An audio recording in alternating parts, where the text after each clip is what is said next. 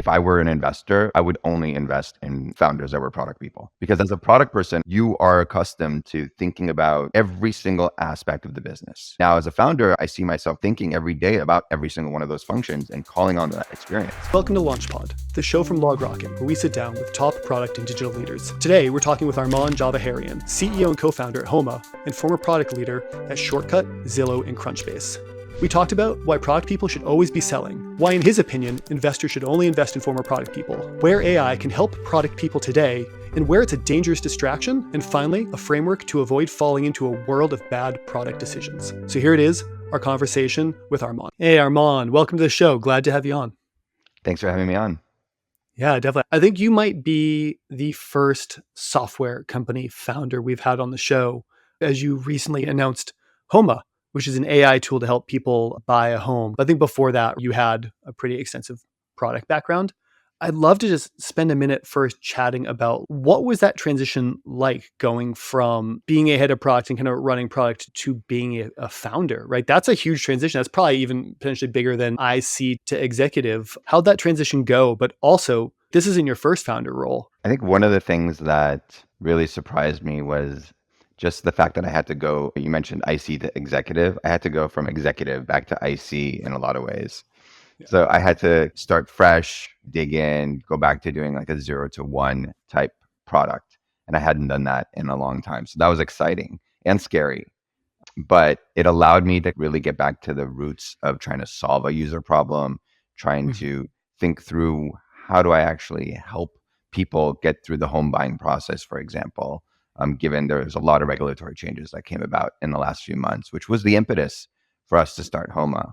But it's exciting to start something fresh and start something new.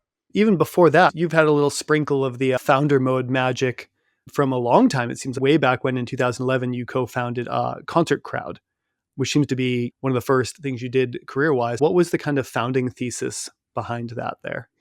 Yeah, I loved Concert Crowd. Concert Crowd was a Facebook app that helped you find live shows. And it also helped tell you which of your Facebook friends were interested in those artists. So you can basically get together with those friends and go to those shows in person and buy tickets, etc.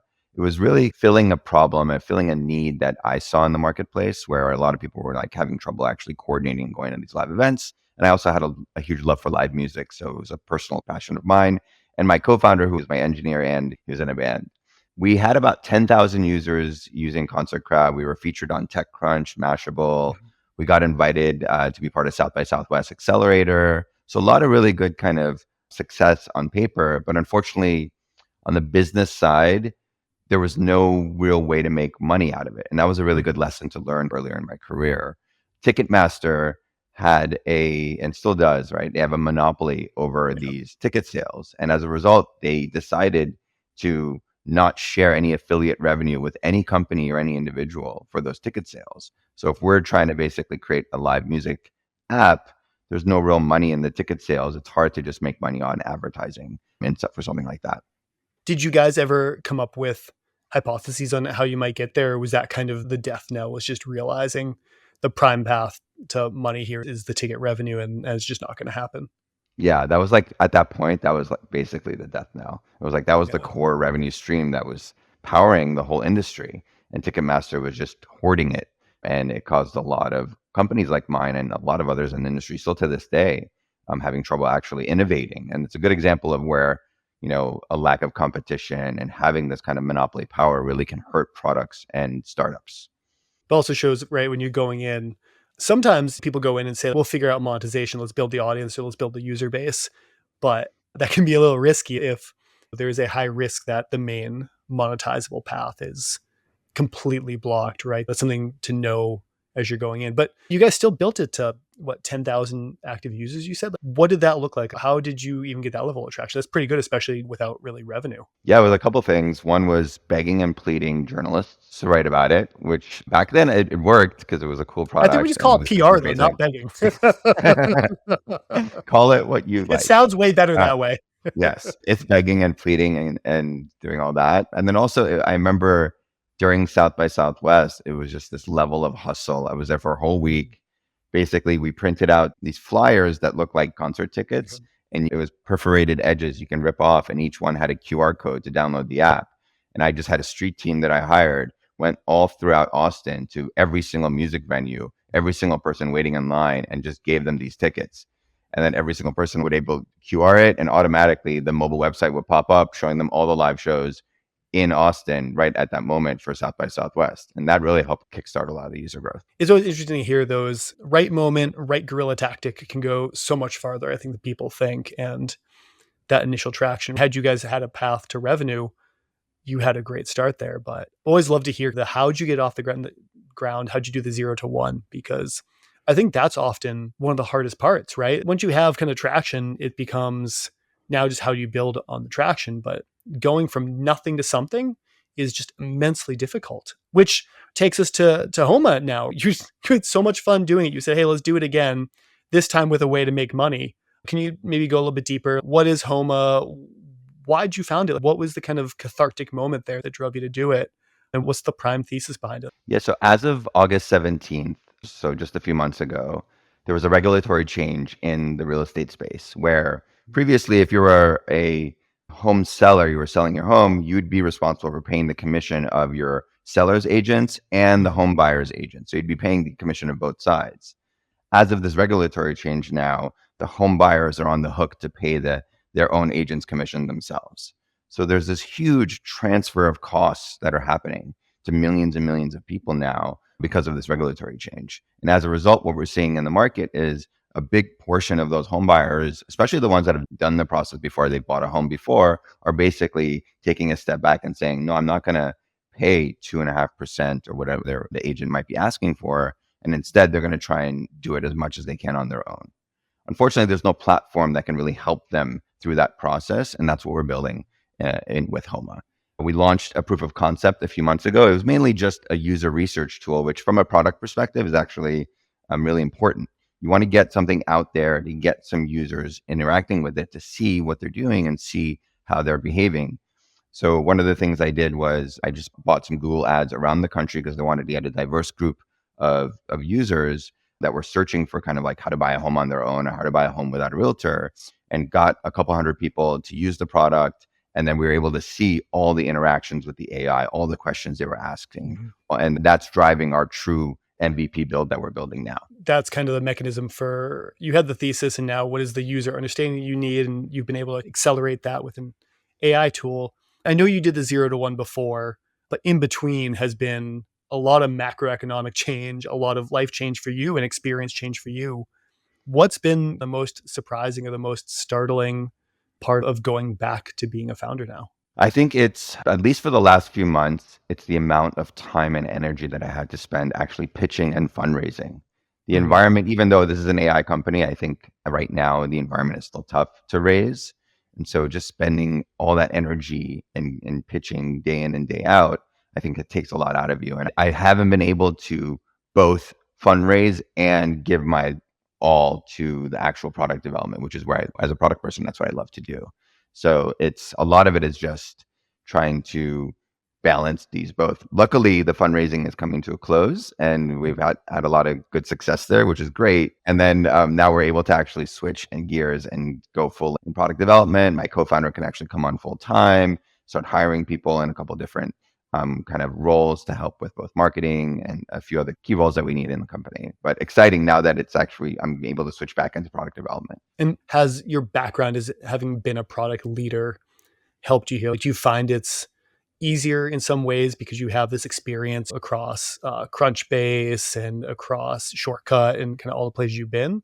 Or is that a little less transferable than people might think? Oh, I think going through this, like if I were an investor, I would only invest in like founders that were product people.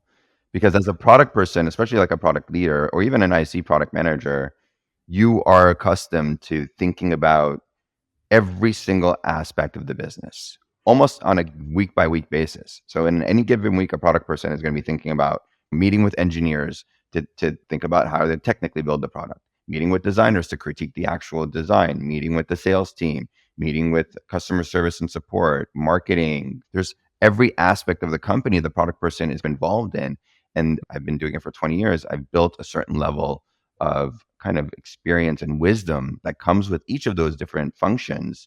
And now as a founder, I see myself thinking every day about every single one of those functions and calling on that experience. So product Yeah. people, I think, are uniquely situated to be able to do that. And I think that's really exciting to see. And do you find your experience with Concert Crowd has helped at all? Because I was looking at the website, there's been some writing about Homa already, even though you're so early in the stage. Clearly, you've still got the, begging reporters to write about you part down. But have any other kind of lessons ported over, or have you found it easier because you went through that end of it too? Yeah, I think the in-person guerrilla tactics, I've been leveraging some of that as well, like literally going to open houses and finding people like that are about to go in, talking to, like pretending to be a buyer that doesn't have an agent. How are listing agents going to Mhm. respond to that?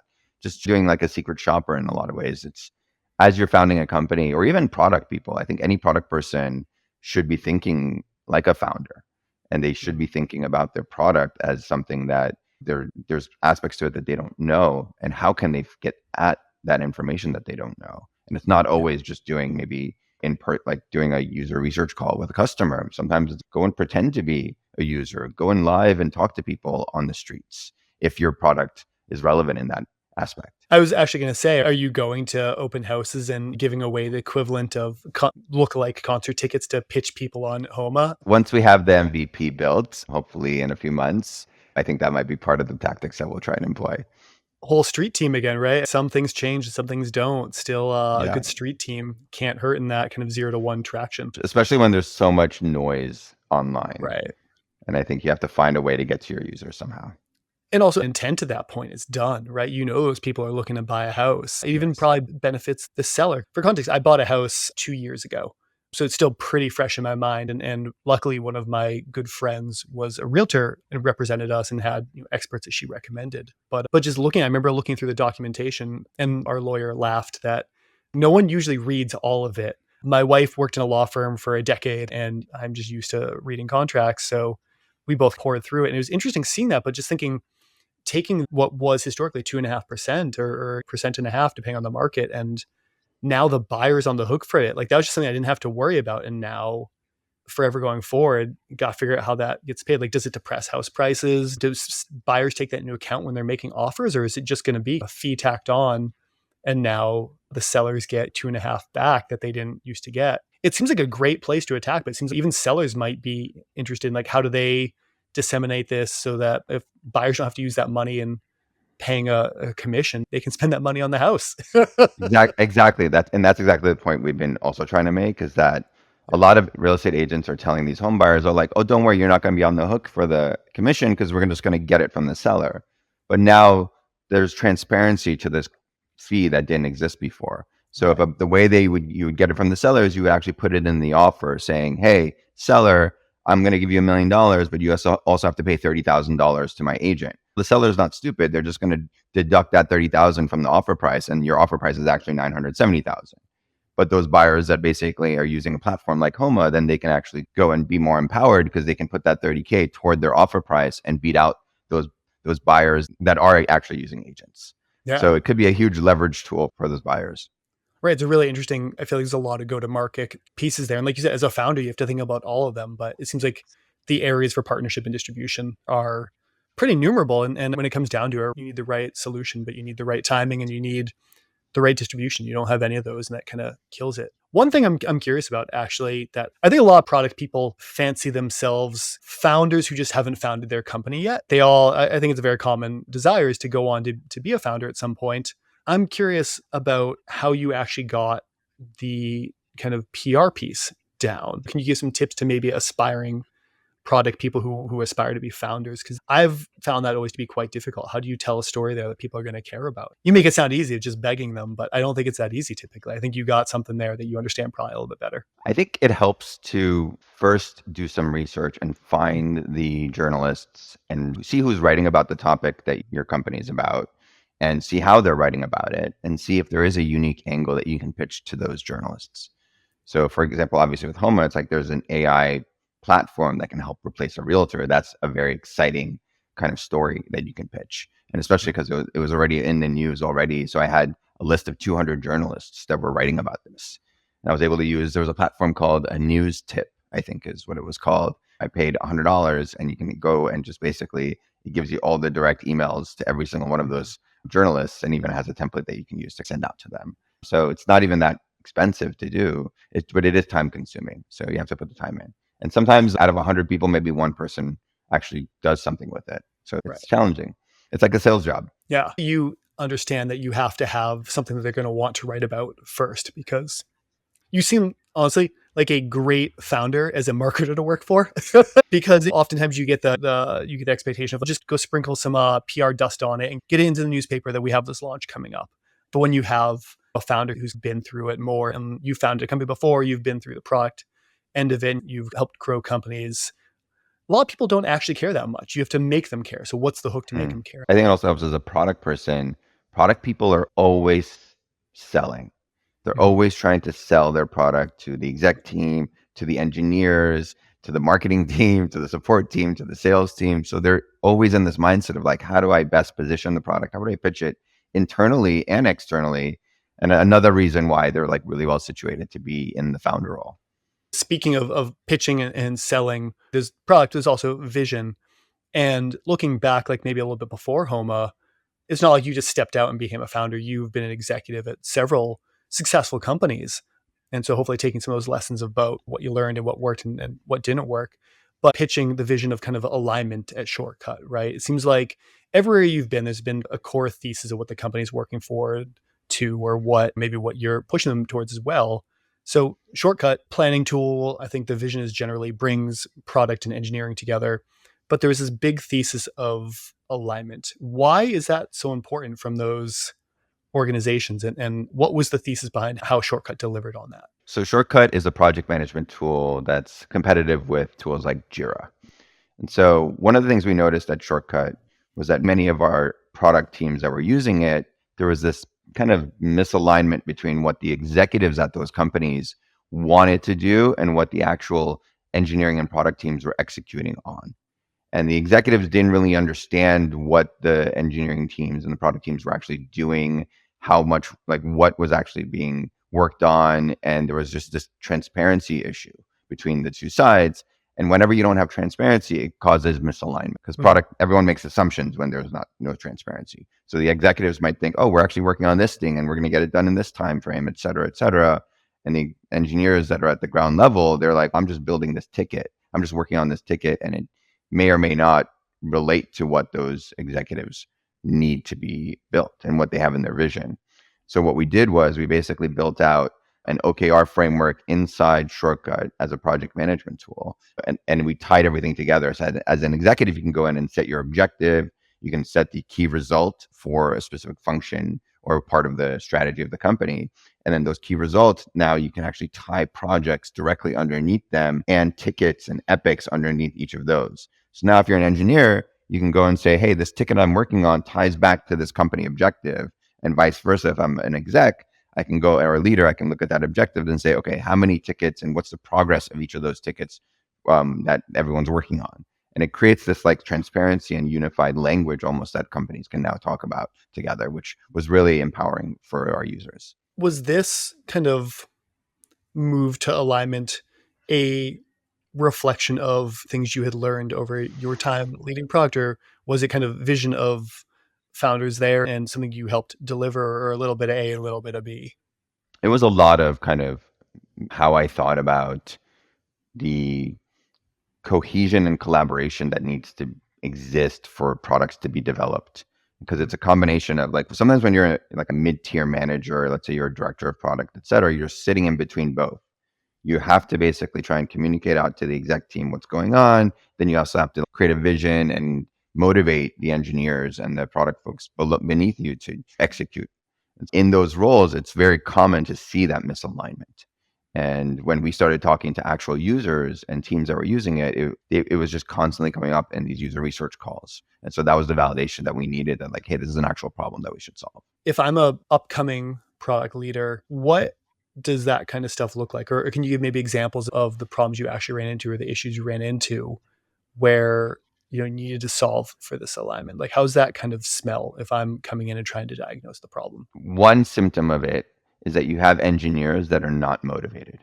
Mm. because they're working on things that they don't see that like what it's related to. Because engineers, I think people take for granted a lot of times. They're like, oh, they like to work on code. No, most engineers actually want to improve the bottom line of the business and they want to move the business forward. They just don't have visibility into that. And so that's a key symptom. If you see engineers that are not motivated, they don't understand how their work ties back to the business goals. That's what this is also trying to solve. And I think that's probably one of the more powerful improvement areas in which this feature helped.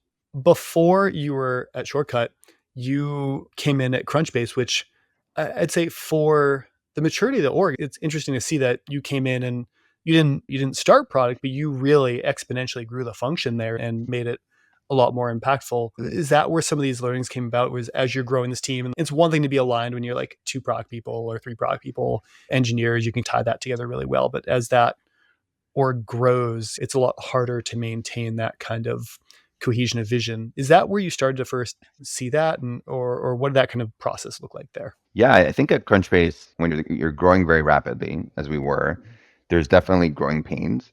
Part of those growing pains for sure was having not a cohesive vision or product direction that is communicated to every single person in the org. So it just requires a lot more meetings. It requires a lot more conversations between it was myself and the head of engineering and in meeting with those individuals on the teams to really get them to understand why we were doing what we were doing and where we were going. I had a very strong team of co-executives at Crunchbase. Like the executive team was super strong. Jagger was a great CEO. And we were able to really sit down and pivot our product strategy as an org but pivoting the product strategy was only half of it. Because once you pivot and you say, hey, we're going to focus on this new maybe persona to go after. And in Crunchbase's example, we were really hyper focusing on the sales persona, like sales professionals. Once we decided to do that, that's only half the battle. The other half is, okay, how do you then communicate? How do you turn this into an actual product vision with designs and UX and features and a roadmap, and then communicate that to the team and get them excited about building it?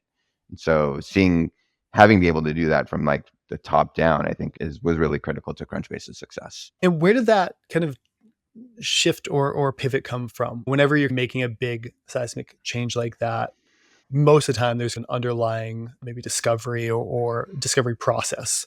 Where did you guys come to the confidence to make that kind of sizable change, and how did you then work it through? This is before you had Shortcut with its integrated alignment for taking everything up to objectives, so you had to do that yourself. How'd that work from an operational standpoint as well?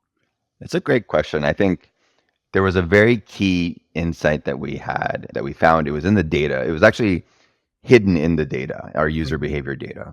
So we were trying to figure out how do we actually grow the number of like users per account.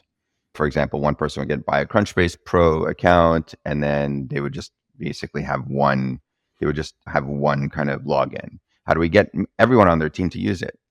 So what we did was we dug in, and luckily we knew the different functions that every account was created under. If a sales team was paying for Crunchbase versus investors versus job seekers versus analysts, whatever it was, we knew that. But once we dug into the data, we saw that salespeople in particular, for every one Crunchbase Pro account and login credential, there was 50 different IPs using it. We would never do that here. So yes. Yeah. that's So totally once other companies. yeah, I don't know if it was 50, but it was like definitely like, it was a lot. It was a lot. I know And exactly the phenomenon you're talking about there. yes. So that was a key insight. We're like, okay, wait, there's almost like a latent demand Yeah. that's already there. And all we had to do was figure out a way to actually give those folks a reason to create their own account. And one way we did that was basically integrating with things like Salesforce and their Google, because as a salesperson, you're not going to share your Salesforce credentials with another salesperson. So by integrating it directly, then every person we saw, boom, had to create their own Crunchbase Pro login to get those benefits. And then that really accelerated our growth. It's really funny to me how the growth of SSO has the benefit touted is always security and authentication and safety. But I've always wondered partly if part of the play there is it forces you to not account share. It's really difficult to share accounts when you have to SSO through Google or through your Salesforce, like you said. And it's a backdoor into let's make sure that if you need multiple people using this, you have multiple accounts set up for that. Was there any pushback to that, or how'd that kind of go from a user standpoint before we get into how do engineers share that vision? It wasn't like we were forcing anything on people. We were Right. using a carrot approach, not a stick.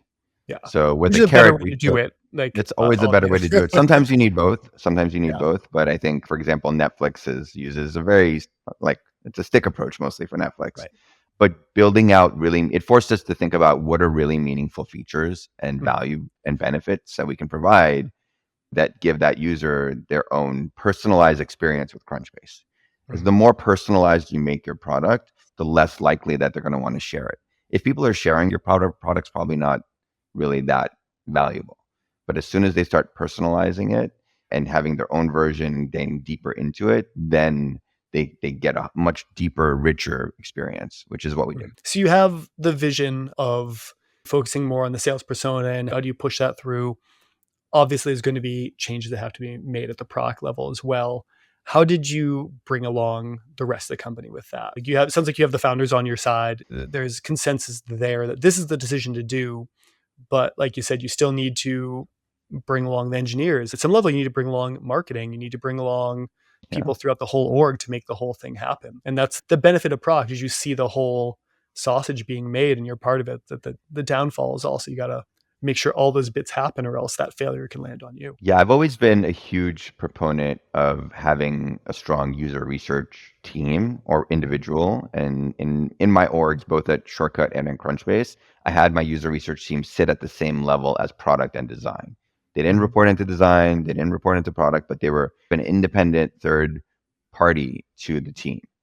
And so Mhm. that's important because they were able to create a check and balance on each other. And what was most important is then I could work with that team and say, hey, one of your goals and objectives is actually building empathy throughout this organization. So then they can go about and say, hey, we're going to create a bunch of these user research interviews and invite engineers, invite marketing, invite sales, so they can listen in as we show them these new features and see how these people react. And once people see the customer or user actually react to the product in real time in a Zoom or in person, even, it changes how they perceive everything. Any assumption, my experience, any assumptions they would have had or any negative assertions they might have had about the potential of a specific feature goes out the window once they see a customer that loves it. And so that's what you Right. have to do.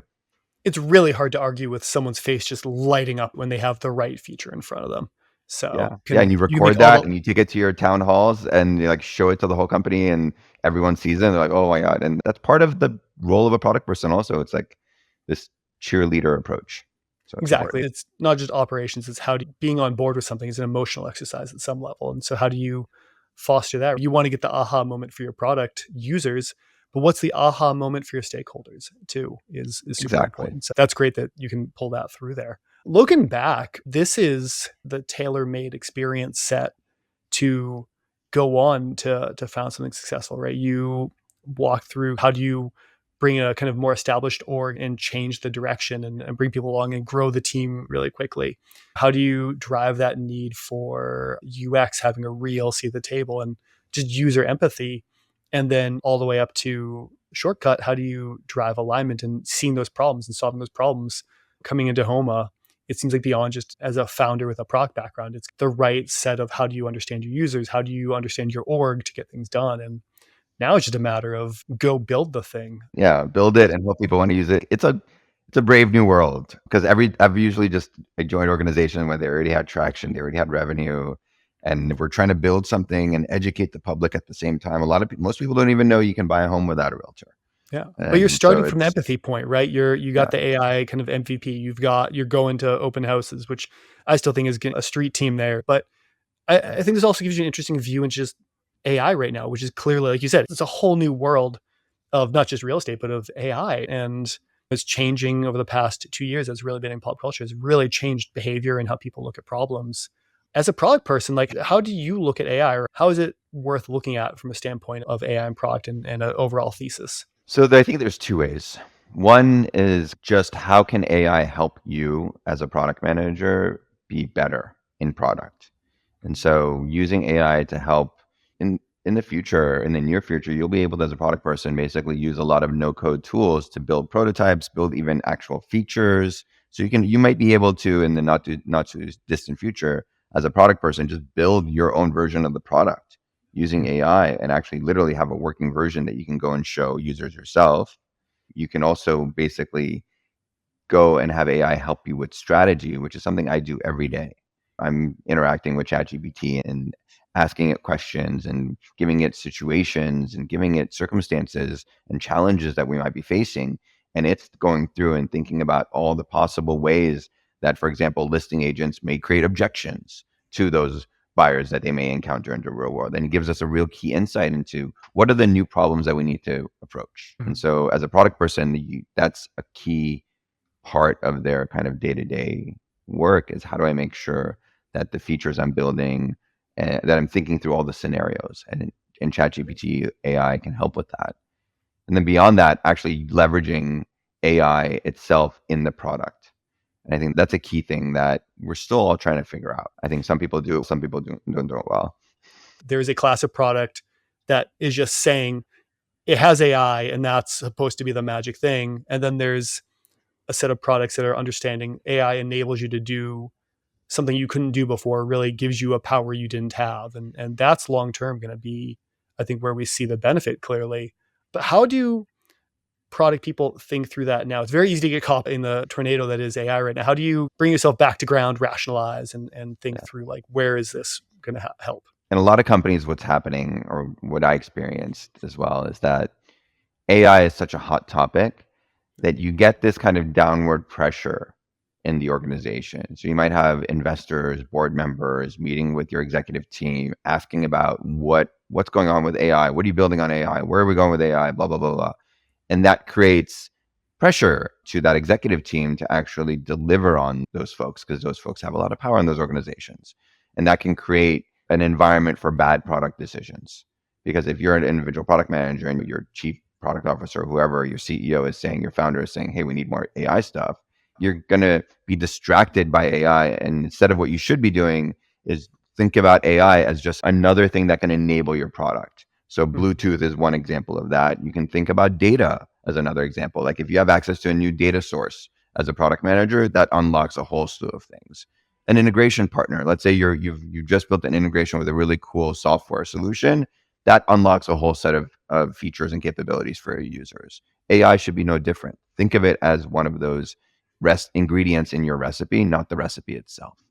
And I think sometimes you have to push back. You have to push back at your execs, at your founders, at your leaders, and say, this is not what's going to help our users. And the best way to do that is with actual data, ideally qualitative data. Show them the user research interviews and prototype sessions where you're showing maybe this prototype of this feature and see their reaction to it versus maybe what you actually want to build and what you think the user needs. How have you done that in the past? Have you run into a situation where you do have to go back to someone who maybe is above you, whether they're a founder or maybe when you were more junior? How did you handle that specifically? And does it always turn out well, or sometimes is it just, all right, I did my best, it's time to disagree and commit here? I think there's a lot of nuance because as a product manager or even like a leader, you want to make people happy that are higher than you. You want to make your founder happy. You want to make that whoever it is that is at the top of the company, you want to make them happy. So we sometimes can't identify why we're doing a certain thing sometimes.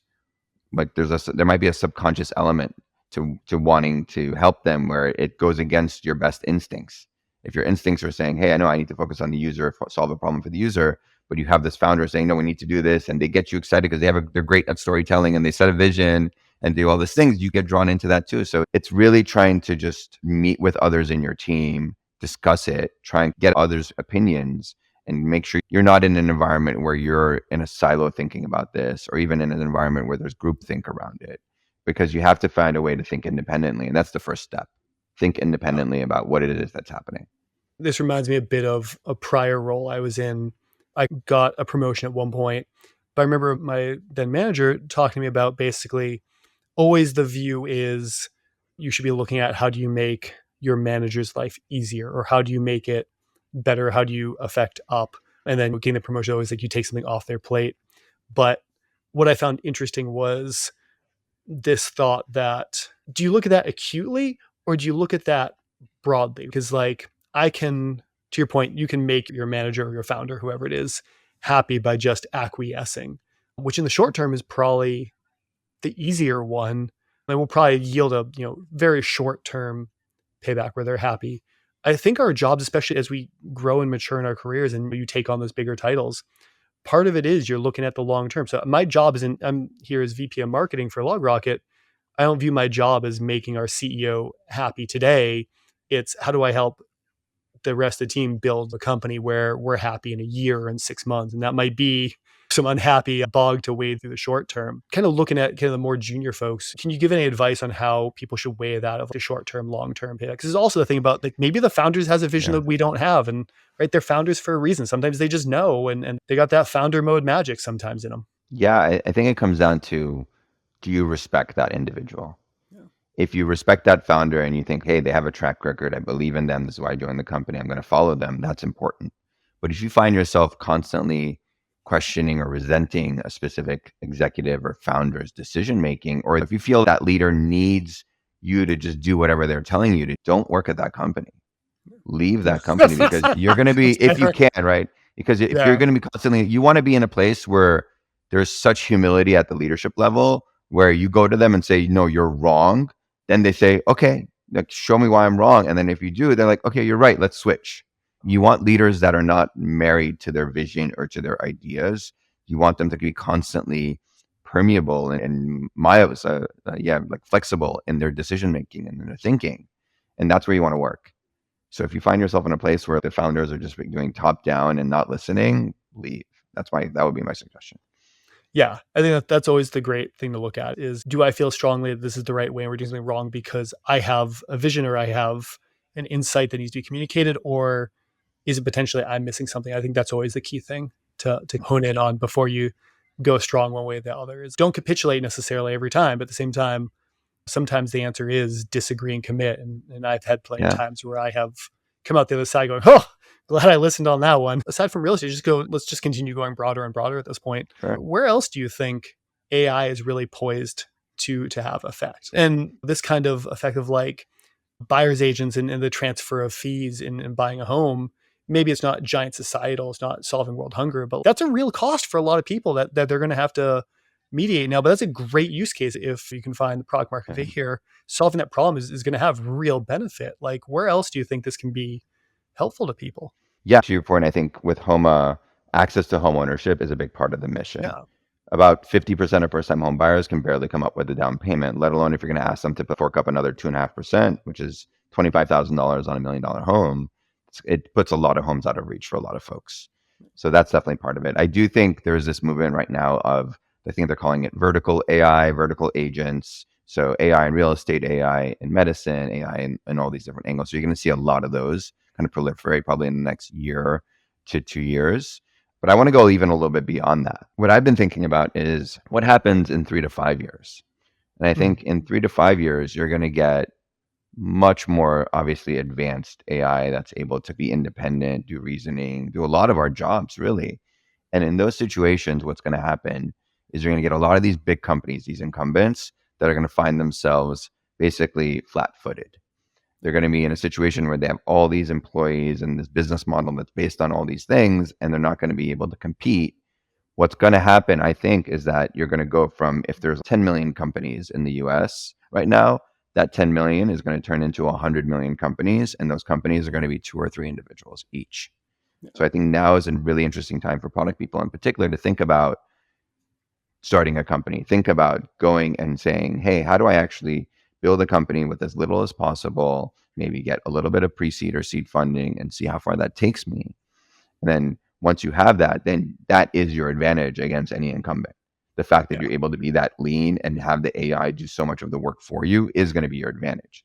So I think we're going to see hopefully 100 million little small businesses that pop up in the next 5 years in this company because of this. So we'll see. I was reading a thing on LinkedIn. I can't for the life of me remember the company name, but it was one of those LinkedIn thought leadership posts. But if this is real, they're talking about they had driven $9 million of sales pipeline that was open right now. And it's like a 7-person company.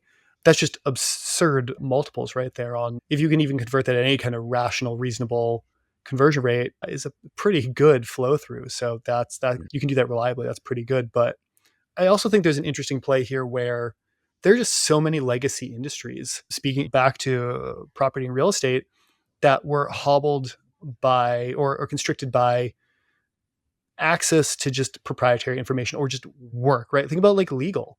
A big law firm can come in and bury a little one because they can just have 500 associates drop stupid paperwork. They're just going to bury you in hourly fees. Those are one of the things that it seems like easily the right AI can really even the playing field. And if we can have a world where there's more equal access to things like legal representation and just more equal standpoint, that's on the level of more people having home ownership as well. That was my backup idea actually behind Homa. I was actually in the process of working on that with a friend of mine who owns a law firm here in Los Angeles, Yeah. but actually using AI to provide equal representation and access to justice, because 92% of people don't actually can afford attorneys if they have Right. issues with someone. So they're trying to self-represent themselves. AI can help them in the same way a home buyer needs self-representation. Exactly. And the lifeblood of legal is precedent all the time. And just, I don't know about you. I haven't memorized every court case from here to 1928. Being able to draw that miraculously would be great. I could go down this rabbit hole forever with you, Arman, but I'm really excited to see how Homa comes out. Definitely please keep us updated. Maybe after a year or two, when you're the 20 million ARR 3-person company that you just talked about, we can have you on and say we knew you when. But until then, people want to follow up or curious, or if they can be of help to you at all, even. What's a good place to find? Is it LinkedIn? Is there another way? Or Yeah, ARMAN at tryhoma.com. That's the URL, tryhoma.com. Or just find me on LinkedIn. I love kind of interacting with folks. But nice. yeah, Well, it's this been a was great. blast having you on. Thank you so much for coming. Really appreciate it. And we'll have Thanks, to have Jeff. you again, hopefully. Awesome. Yeah, Thank you. likewise. All right, have a good one.